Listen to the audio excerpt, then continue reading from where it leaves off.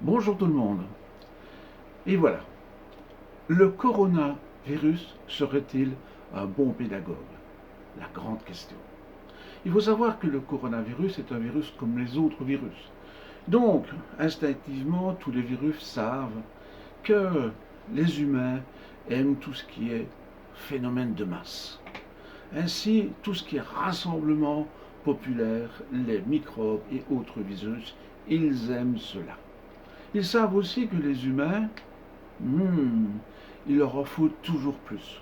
Il faut gagner toujours plus d'argent. Toujours, toujours, toujours. Aller plus loin, plus vite, plus vite, plus vite, plus vite. De plus en plus de choses. Évidemment, des industriels véreux, ainsi que des politiciens aussi véreux que les industriels, en ont profité pour voir les choses tout en grand. Donc du coup, il fallait produire énormément. Bien entendu, au détriment de la qualité, au détriment de la main-d'œuvre, au détriment de l'écologie, et vous savez bien autant que moi les conséquences que ça a tout ça. Tout ça. Donc bref, tous les rassemblements ont été faits en grand.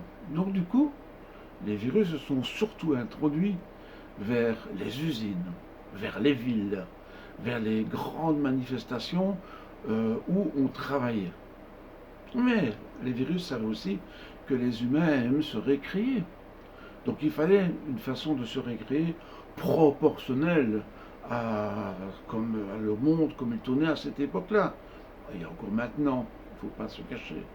Donc du coup, il y a eu des grands rassemblements, des grands concerts, des grands matchs de plein de sports différents, des grandes salles de sport, vraiment tout méga, méga grand.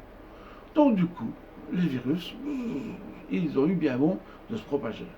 Et arrive évidemment notre coronavirus, qui évidemment, pour ne pas faire comme les autres, a foncé tête baissée dans le tas. Oui, bien tout ça.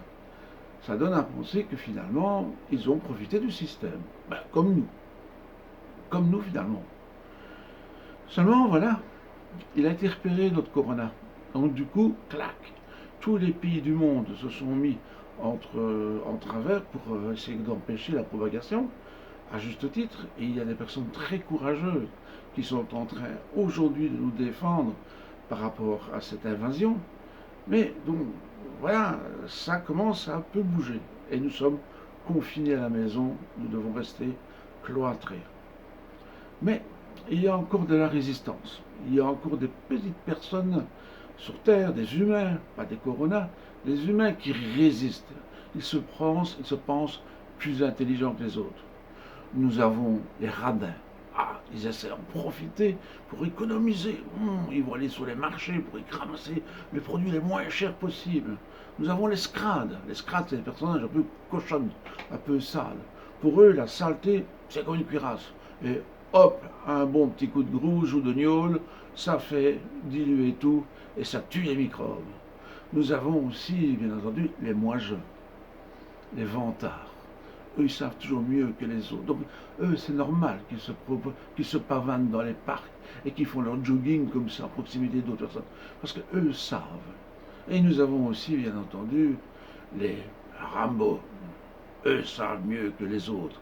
Eux, rien ne résiste. Yo.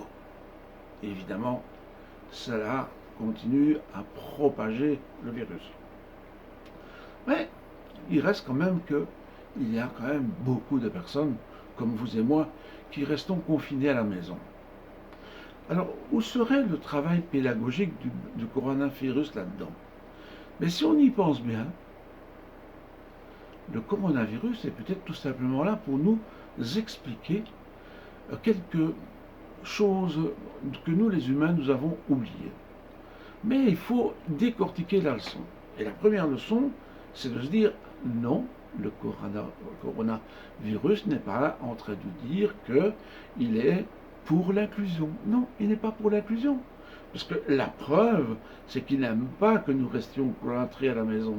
Il n'aime pas qu'on reste en famille comme ça. Il n'aime pas ça, il n'aime pas tout ça. Lui, il ne veut qu'une chose, c'est qu'on soit tous ensemble, yeah, yeah, yeah, tous ensemble. Et en avant, les copier-coller, les bisous, les embrassades, les fêtes, il adore ça, il adore ça. Et puis c'est médiatisé, et puis il y a de la lumière, des jet set et tout le bazar. Magnifique. Il adore les dancing, il adore les clubs med, oh, ça il adore. On est groupir, comme on dit. Vous connaissez, hein. Non, notre mégalovirus n'est pas pour favoriser l'inclusion. Mais sa présence est là pour nous rappeler aussi que ce n'est pas évident d'être tout le temps entre les mêmes personnes. Et nous sommes en train de le vivre. C'est pas évident d'être tout le temps 24 heures sur 24 en famille. Mais savez-vous que dans notre monde, il y a beaucoup de personnes qui sont comme ça, tout le temps ensemble. Il y a les personnes handicapées, les personnes âgées, il y a des personnes qui sont réfugiées, il y a les sans-papiers. Parce que notre société, elle propose tout le temps le côté méga fun, méga conforme. Donc du coup, tous ceux qui sont un peu hors circuit, hors zone, qui salissent un peu le système, elles ne s'en occupent pas. Soit elles ne s'en occupent pas du tout et on les laisse dans la rue. Si on pouvait, à la poubelle, hein. Et ne rigolez pas, hein. Il y a, pendant la guerre, il y a un petit comique là, hein, qui voulait zigouiller plein de personnes, hein. Les handicapés, les noirs, les juifs et compagnie. On ne sait pas si vieux que ça, hein. On oublie ça. Donc, soit on ne s'en occupe pas, ou soit on surprotège. Alors là, vous avez une cohorte de personnes, oh les pauvres pitiés, on doit les protéger, on doit les mettre ensemble, ils sont ensemble, oh là là, ils vont contaminer les autres parce qu'ils sont naïfs, etc. Mais ils sont confinés. Et le mégalovirus, il nous faut reprendre ça. C'est que tout le temps ensemble, du matin au soir, ce n'est pas de l'inclusion. Ce n'est pas de l'inclusion. C'est autre chose. C'est du confinement. On les confine. Parce que les personnes porteuses de handicap, c'est comme les personnes âgées. Elles sont dans leur institution tout le temps entre personnes âgées. De temps en temps, il y a des enfants qui viennent. Et il manque quelque chose. Il manque quelque chose. Donc, les personnes handicapées, elles sont tout le temps ensemble. Alors oui, certains diront, oh mais elles sortent de l'institution. Sauf maintenant, parce que là, pour aujourd'hui, elles restent super confinées. Hein. Ils ne peuvent même pas aller voir la famille, rien du tout. Donc ils vous diront, oui mais ils sortent, on va les promener, on va voir des zoos, on va voir des parcs d'attractions. Et on a même fait des discothèques pour handicapés, des parcs d'attractions pour handicapés. On a même fait des piscines pour handicapés.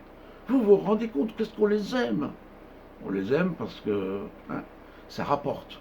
Peut-être pas eux directement, mais ça rapporte parce qu'on vient trouver des services clubs, des gens, des mécènes, on joue la carte, les pauvres petits handicapés, ils n'ont pas demandé à être nés comme ça, etc. etc. Ben non, ils n'ont pas demandé à être nés comme ça. Mais ce qui ne veut pas dire qu'ils ne sont pas utiles, qu'ils ne peuvent pas faire des choses. Mais ça, c'est un autre discours, j'en ai déjà parlé. Donc, le virus, il nous montre que finalement, est tout le temps, en inclusion comme ça, tout le temps, pardon, pas en inclusion, en confinement comme ça, ce n'est pas de l'inclusion justement. C'est trop, et nous sommes en train de le vivre. Imaginez que toute la journée vous soyez tout le temps avec votre famille ou vraiment vos proches. Non, la liberté, c'est aller vers les autres, c'est bouger, c'est créer une société qui est beaucoup plus ratatouille. Mais attention, pas la ratatouille industrielle, parce que là, c'est facile, ça. Hein. Oh, mais tous les légumes, non, quelque chose de beaucoup plus convivial. Eh bien, la troisième leçon du coronavirus, eh bien, c'est justement de nous rappeler que nous devons créer une société beaucoup plus conviviale, beaucoup plus fraternelle, beaucoup plus ouverte aux autres, beaucoup plus ouverte à la différence, à la complémentarité. C'est ça que nous devons faire. Malheureusement, franchement malheureusement, et là je suis très triste, c'est que pour la SBL un projet qui fait ça depuis 20 ans. 20 ans nous allons dans les écoles, dans les groupes de personnes âgées, partout, vraiment partout.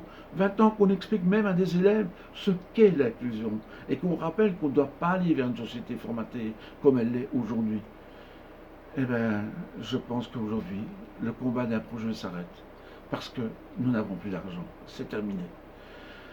Alors c'est à la fois en étant très triste et voilà quoi, je passe le relais au coronavirus, à l'univers, à Dieu, tout le monde, parce que nous ne savons plus. Nous ne savons plus. Par contre, n'en déplaise à certaines personnes qui pourraient dire que je suis un bisounours, que je suis un genre de timbré, je garde quand même mon objectif. Et mon objectif, c'était justement de montrer que le tous ensemble, c'est quelque chose de valable. Nous devons aller vers une conviviale attitude. Et là, ok, il n'y aura plus un projet, il n'y aura plus la SBL. Tant pis pour les personnes avec qui on jouait, qu'on travaillait. Je vous assure que c'est très dur par rapport à ça. Mais par contre, je garde l'espoir parce que j'ai un jeu qui permet justement de montrer qu'il y a des attitudes et que ces attitudes-là peuvent perturber justement la prise de conscience des choses. C'est un jeu que j'ai inventé, modestement, et qui permet de créer des histoires et des projets. Et ce jeu, là, je vais mettre de l'énergie, parce que je pense que ce jeu explique vraiment pourquoi nous en sommes là aujourd'hui. Explique aussi comment on peut s'en sortir. Ce que je n'ai pas su faire avec les personnes porteuses de handicap, puisque là, on était plus dans la démonstration. Voilà, ben, j'espère que ça a avancé de ce niveau-là. Maintenant, pour la SBL, voilà, tant pis. C'était un beau projet. C'était plus qu'un rêve, parce que ça a fonctionné presque 20 ans. Mais je dois accepter que le combat s'arrête là pour moi. J'ai d'autres choses à faire. Et si vous les voulez bien, à bientôt.